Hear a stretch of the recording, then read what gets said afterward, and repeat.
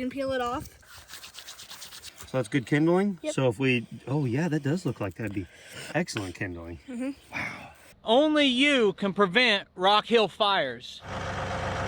That's a good plan. It's already in a hole. Why don't we just burn it right here?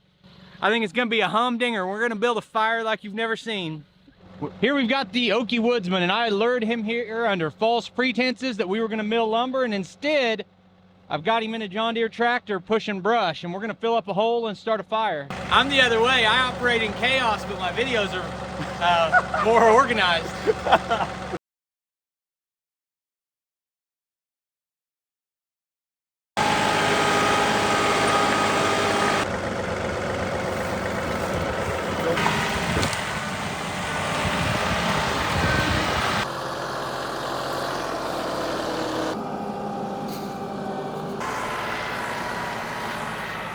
And then go ahead and turn it off.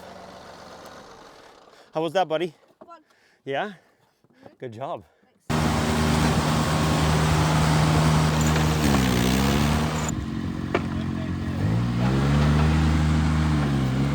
Hey, it's Brock here with Rockhill Farms, and I've got the Okie Woodsman here with me.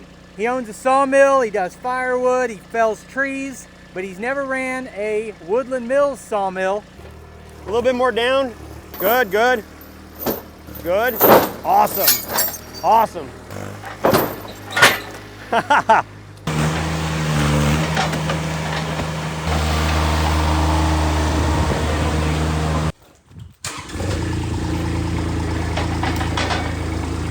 Lock it down, and then when you push your cam in, it'll be tight. Gotcha. On sapwood, you go all the way up against it, and it'll just push into the sap. Oh, wow. I like that setup. First thing, when you park the mill like yours, you're gonna park it with no tension on here and no tension on the blade. Slack, yeah. This used to have a crank handle, but I replaced it with this motor.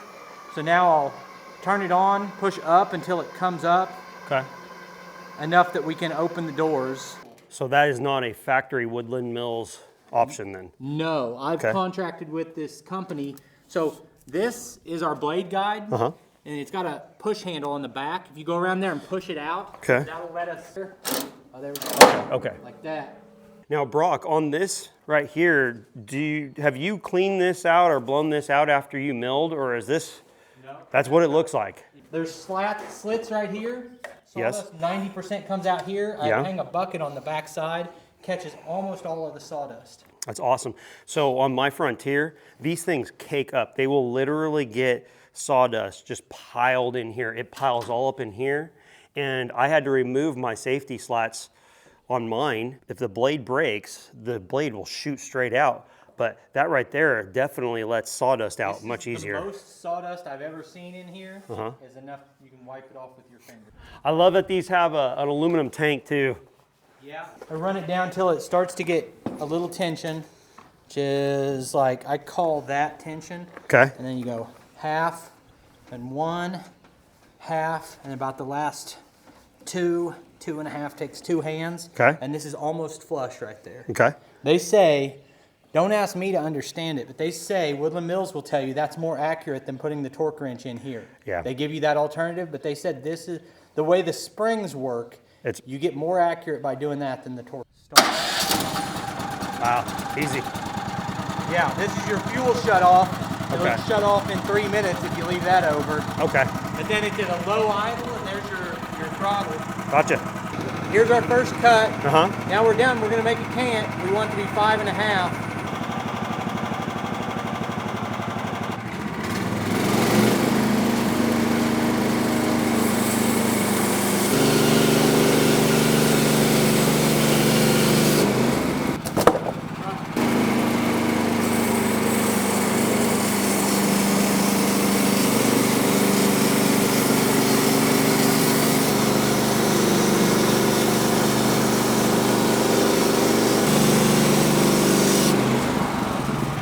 That close to me and you've got pine everywhere? Absolutely. My 60% of my 12 acres is pine.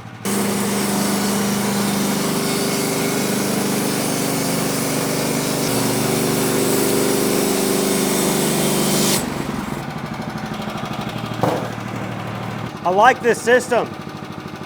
This is nice.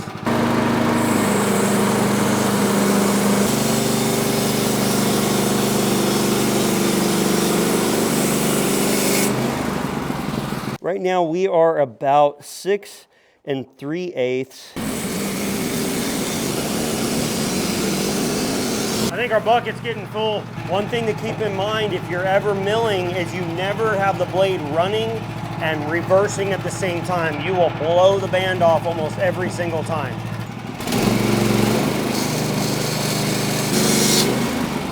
That's perfect. I'm right at 5.5. That's exactly what I want.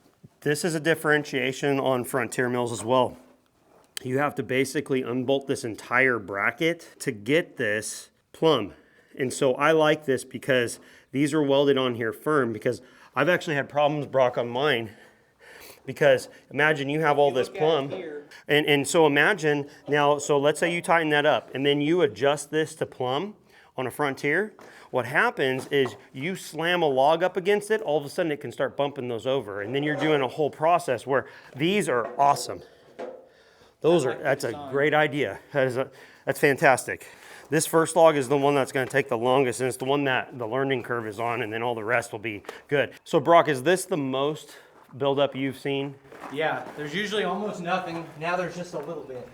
Now, I can tell you on mine, I'm pretty darn sure that with what we've milled, I'm almost going to say that, if I remember right, mine has a flat right here, okay? And what happens is it just starts building up, and it starts rubbing on the belts.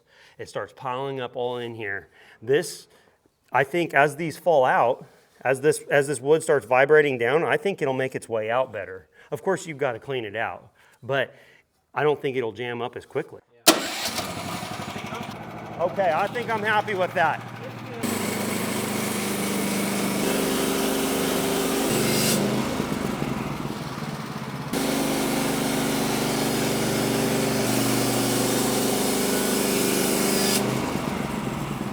Perfect. All right, so what this is gonna leave me, if I do that right at 1.5 inches, I'm gonna be slightly undersized on my cant. I'm gonna take it up just a 1/16, and that's okay for me, what I'm gonna do.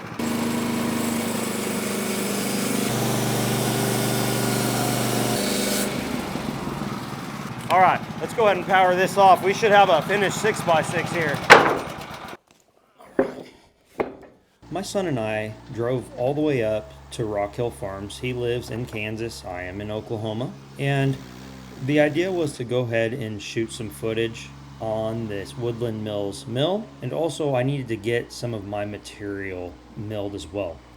So we loaded up the logs by hand, and we knew it was gonna be a busy day. And we wanted to get through all these logs. Milling logs, even with the equipment that Brock has, takes some time. So as we watch this footage right here, what's going on is Brock is a full-time YouTuber. He's extremely busy. He's always shooting video. So right now, he set me loose using his Woodland Mills HM130 Max. I was interested in running it because I've never run a Woodland Mills, and I've also never milled wood with the wood elevated like on this trailer. Furthermore, I've also never used one of those little mini skid steers. So as Brock was shooting video down the hill, he basically just set me loose and said, go for it. Essentially saying, what's mine is yours. Feel free to do what you need. I trust you. Here you go. My son and I started moving through this material as quickly as we could. Like I said, Brock is extremely busy. He shoots a lot of video. He publishes every single day. He travels for YouTube. He travels for family. He's got a lot going on. When I asked him to come up and use his mill, he graciously said yes. We turned on the cameras, and then he also did work for himself. In the midst of that, he did need a little bit of help down the hill with hauling brush, and so I went ahead and helped him out. But I am extremely thankful for him letting me run all this stuff. You know, he didn't have to supervise me. He just trusted me to use his equipment. Remember, this is his livelihood. I'm extremely thankful for this experience. I've been to Brock's a couple times now, and I find him extremely easy to work with. He definitely operates way different than myself. He is all about YouTube. He works extremely hard creating content, bringing good quality videos to everyone. But I've also found that while working with him, he's extremely humble. He comes across on his channel as, oftentimes on the channel, you'll hear him say things like, hey, I don't know everything. And, maybe you can teach me something here and there. He's oftentimes saying things like that. Well, I can tell you right now that as I was working with him and as he was watching me work, he was absorbing information that he didn't know before about milling. I have milled quite a few more logs than he has, and also I mill for dimensional lumber. He mills to get lumber out of whatever logs he can get, and so he's still kind of learning how to get the best yield, right? You can mill logs for live edge material, or you can mill logs like I do, primarily for specific material. So as I was working, he was just observing, learning, and also helping me out as well. His machine was different than mine. And so he just graciously taught me how to do what I needed to do. He's just extremely easy to work with. Now, he's also extremely goal driven. So as you're working with him, he wants to keep rolling. He's got a lot on his mind. He's not only thinking about today's content, but he's thinking about tomorrow's as well. And I just really appreciate Brock inviting me up to run his mill, use his fuel, use his bandsaw bands, put hours on his Bomma Light skid steer, let my son drive his John Deere tractor. That was definitely a highlight for him. And just spend some time making videos and having fun. I truly appreciate him. We will do some more videos coming up here in the future, I'm sure. But I just wanted to let you see Brock from a different perspective than what he presents on his channel, because my cameras were rolling in the background. At the end, I will show you how much material I got out of this log, and I will review how I liked this Woodland Mills mill. Thanks for watching. Make sure you stay to the end.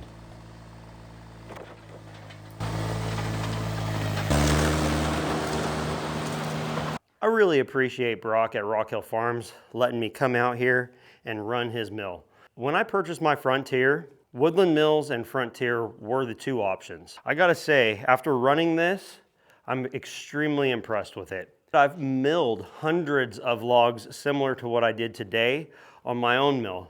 There's a couple things I regret about my mill. First of all, having this trailer is awesome because when Brock needs to or wants to, just to even clean up, he can go ahead and tow this out, get it cleaned up with a skid steer bucket, and have it set back up again real quickly. He also has it long enough. When I bought my mill, I didn't buy the extension. That is the biggest mistake. I can only mill 10-foot lumber. And what I didn't realize at the time is I had looked at just the cost of the extension. And it's like, oh, it's $300, I'll get it later. Well, the shipping is prohibitive to just get that one section. After shipping, tax, maybe closer to 800 or so to get a section just to get out to 14, 15 feet. And so those are the regrets I have buying my mill. This runs extremely similar to mine, but I can see some advantages. This thing stays much cleaner inside than on my Frontier. And that metal tank is a winner. Brass fittings, and very, very nice machine. I appreciate you letting me run this today. I've got to run Frontier. That was one of the first mills I ever ran. But I feel like I learned a little bit from you because there are things you've done that I haven't. And so the way you took your experience and applied it to my machine was fun for me. Awesome. So I appreciate you. Thank you. All right. Well, guys, thanks for watching this video. I appreciate you being here. I'll see you on the next one. I'm always thankful for every moment that you give me on my channel. Let me know you're here in the comments. See you later. You might be wondering, why in the heck did you go to Brock's when you have that right there, Joe? When I milled those 6 logs, this is the yield I got out of it. And this is me being very cautious, trying to get as much as I can. My main goal was to get the 6x6 right there. These are between 8 and 10 feet long. I was trying to cut the curve out of them, and I was right. I got the 6x. There's a little bit of run out on like one of them, but it's okay. Everything's good. Now, in here, with how this laid out, I have quite a few of these live edge 1x. Those are basically 1 inch thick, 4/4. And then I have 5.5 by 1.5 inch, so 2x6, 2x6s. I got 5. Again, if I would have been going after 2x6s, I would have gotten a lot more, because these 6x here, those are essentially, you know, I could have gotten about 3 more per of those. So had I gotten that, I would have had 18 6x with these logs right here. So out of those 6 logs, this is the material I got. I use stuff like this for siding. I'll rip an edge off and get parallel boards out of them so it's ready to go for a woodworking project. But these things here will be like that kind of stuff right there. That kind of siding or boards, I might plane them down, do something like that with them. Okay, so I have another shed I need to build. I also need to extend my my shop shed. I'm gonna double the size of that, so I wanted the 6x for that. So I just thought I would go ahead and show you what we got out of it. And if you came here from Brock's channel, from Rockhill Farm, I appreciate you very much. We are a small channel. We're doing this all on our own, our homestead here. My wife and kids, we worked after my regular job and her regular job of homeschooling and teaching the boys and taking care of our stuff. We came and built this house and started in 2020 and completed in 2021. It took us just less than a year, and that was having full-time jobs. We didn't record much. We have pictures, and I do have a video of that as well. Sawmill is on the radar. I do need to get that set up, because that was partially going up to Brock's. I really just wanted to get a fire under my butt to be able to make use of the material I have, because I have trees I need to remove here, and I don't want it to go to waste. Thank you for watching. I'll see you on the next one.